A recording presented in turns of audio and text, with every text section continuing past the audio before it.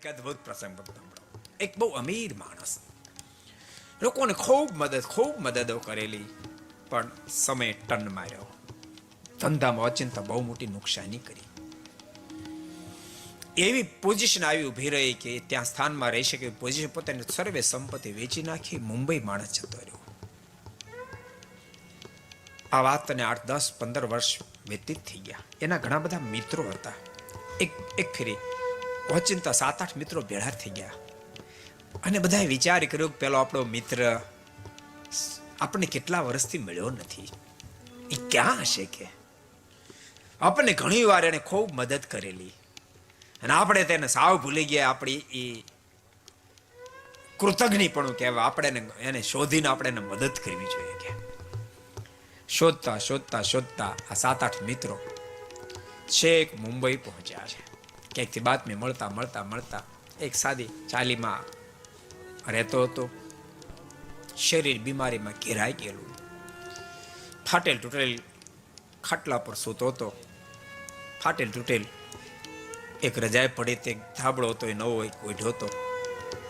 મિત્રો આવ્યા, જોઈ ગયો, ઓહો પધારો પધારો, મારા મિત્રો આવ્યા, મારા મિત્રો આવ્યા. વળતો વિચાર થયો, ઘણા સમયે મારા મિત્રો આવ્યા, પણ એની મહેમાન ગતિ કેમ કરું?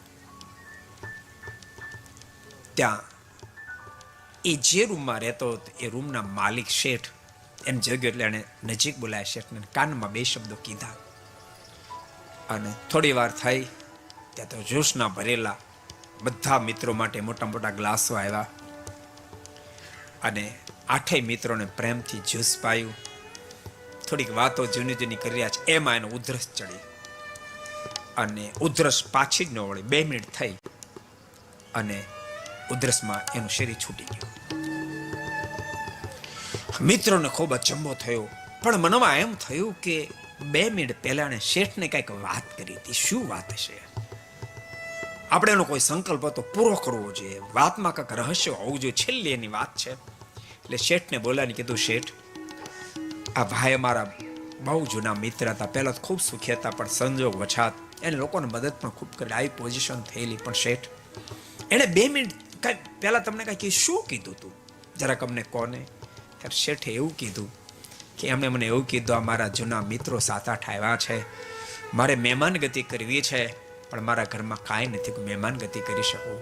શેઠ મારી લાજ રાખો, તમે મારા 8 મિત્રોને 1 ગ્લાસ જ્યુસ પાઈ દેશો ને તો મારી પાસે એક નવો ધાબળો છે ને, મિત્રો જાશે ને એટલે ધાબળો તમને આપી દઈશ.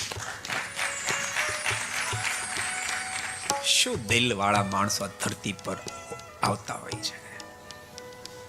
ભગવાન ભક્તો, હું તો એવું માનું છું, તમને કેટલું મળ્યું એ મહત્વનું નથી, તમને પ્રાપ્ત થયેલામાંથી તમે બીજાના હૈયા કેટલા ઠાર્યા એની સાથે મતલબ છે.